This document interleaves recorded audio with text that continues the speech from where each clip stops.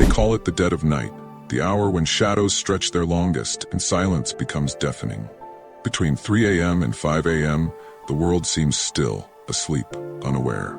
But for some of us, the weight of these hours presses heavy. You wake, not by choice, but as if summoned. In that moment, you're not just battling restlessness, you're wrestling with something deeper, yourself.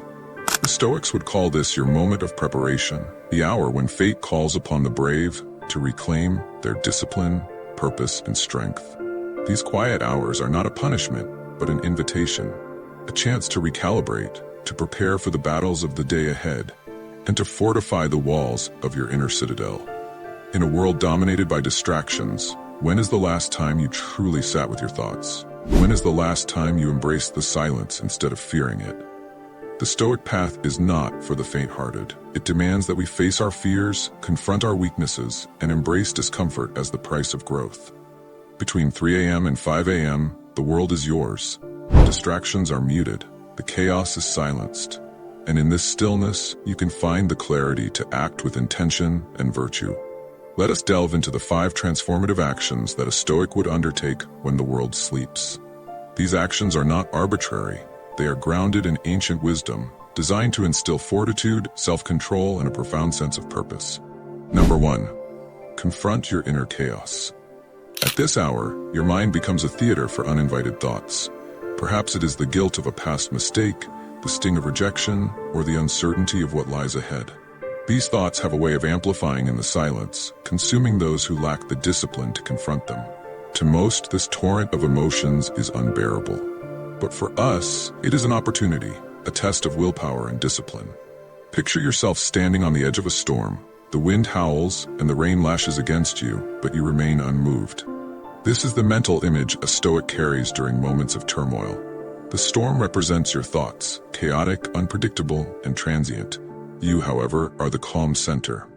Marcus Aurelius, in his Meditations, teaches us you have power over your mind, not outside events. Realize this, and you will find strength. These words are not just advice, they are a challenge. To take control of your mind is to master your life. In these hours, do not run from your thoughts. Face them. Sit in the discomfort. Journal what you feel without judgment. This process, called premeditatio malorum by the Stoics, allows you to anticipate and prepare for the emotions that might destabilize you during the day. Zeno of Citium, the founder of Stoicism, lost everything in a shipwreck, his fortune, his livelihood, gone in an instant. Yet in his loss, he found philosophy. He confronted the chaos of his life, not by lamenting his fate, but by asking, what can I control? And the answer, as always, was himself. Use these hours to ask yourself the same question. What can you control today? How can you embody the virtues of patience, courage, and wisdom despite the chaos around you? Number 2. Reflect on the impermanence of life. The silence of the early hours serves as a reminder of life's fragility. This is the perfect time to engage in memento mori, the Stoic practice of contemplating death. Why think of something so dark? Because it is only in confronting death that we truly begin to live. Seneca once wrote, "It is not that we have a short time to live, but that we waste much of it." These words are a wake-up call to us all. Ask yourself, if today were your last, would you live differently? Would you spend more time on what matters, your family, your passions, your purpose? Or would you continue to chase fleeting pleasures and distractions? Take a notebook and write down 3 things you're grateful for. These can be as simple as the warmth of your bed or as profound as the love of someone close to you. Gratitude grounds us. It reminds us that even in our darkest moments, there is light. The story of Epictetus' freedom. Epictetus was born a slave, yet he achieved mental freedom through philosophy. Reflecting on life's impermanence, he understood that external circumstances could not dictate his inner state. He once said, "You may fetter my leg, but Zeus himself cannot get the better of my free will." When you wake between 3 a.m. and 5 a.m., remind yourself, life is fleeting, but your choices are eternal. Use this time to align your actions with your values. Live today as if it were your last, not with fear, but with intention. Number 3. Embrace discomfort. The comfort of your bed is alluring, especially at this hour. The warmth, the softness, it whispers to you, urging you to stay. But comfort is the enemy of growth. To grow, we must willingly seek out discomfort. Epictetus reminds us, difficulties are things that show a person what they are. These moments are an opportunity to test your resolve. Cold showers and voluntary hardship. Start your day with a cold shower. Feel the shock, the discomfort, the resistance, and then breathe. In this simple act, you are training yourself to endure. You are teaching your mind and body that you are in control, not your impulses, not your fears. Seneca advised practicing poverty, not as a form of punishment, but as a way to build resilience. Set aside certain days during which you shall be content with the scantiest fare, with coarse and rough dress, saying to yourself, "Is this the condition I feared?" Number 4. Cultivate self-control and master your desires. At this hour, your willpower is tested. The comfort of your bed is inviting. The urge to fall back asleep pulls at your senses like a heavy anchor. Yet it is in these early moments of resistance that the Stoic finds strength. Self-control is the hallmark of virtue. A true Stoic does not surrender to his base desires, but conquers them. This struggle is internal. It is not a battle against the world outside, but a battle against the primal instincts that call us to indulge.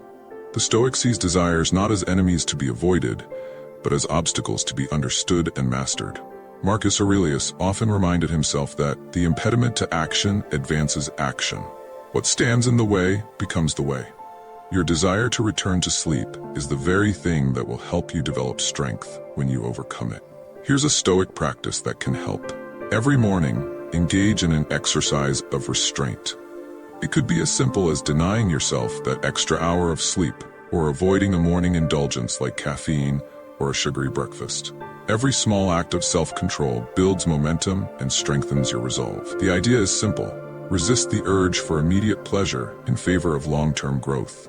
The more you practice this, the more you develop the ability to exercise your willpower across all aspects of your life. Consider Diogenes, the Cynic philosopher, who lived in a barrel and renounced all material comforts. He practiced what we now call voluntary poverty, intentionally depriving himself of luxuries to cultivate his inner freedom. He would not have given in to the urge to sleep longer or seek comfort for its own sake. For him, mastering desire was the key to true liberty. When you wake in the early hours of the morning, think of Diogenes. Think of his unshakable resolve, his commitment to living in accordance with nature, and his rejection of unnecessary comforts. Each moment you resist the pull of indulgence strengthens your fortitude, shaping you into someone capable of withstanding any storm, internal or external. Number 5. Take action with purpose and resolve.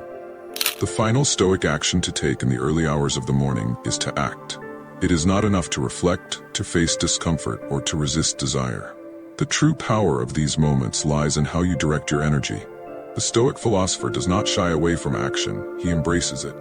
Seneca, in his letters, often reminded his students that it is better to act with purpose, even in small steps, than to remain paralyzed by fear or indecision. The Stoic wakes with a sense of duty, not to the world, but to himself, to his values, his purpose, and his commitments. In these early hours, write down your goals for the day. What is it that you must accomplish? What actions will bring you closer to becoming the person you aim to be? The power of morning rituals. Create a morning ritual, one that primes you for action.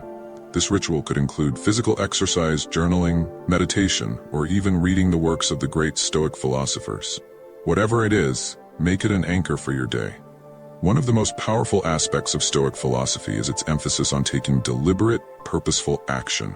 The Stoic does not wait for life to happen to him. He makes life happen.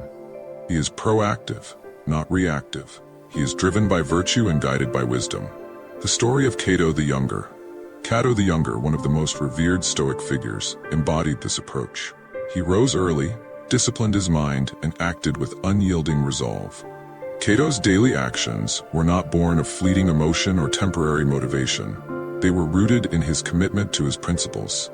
He faced life with unflinching courage, making decisions not based on what was easy, but what was right. In the same way, you too must approach your day with resolve.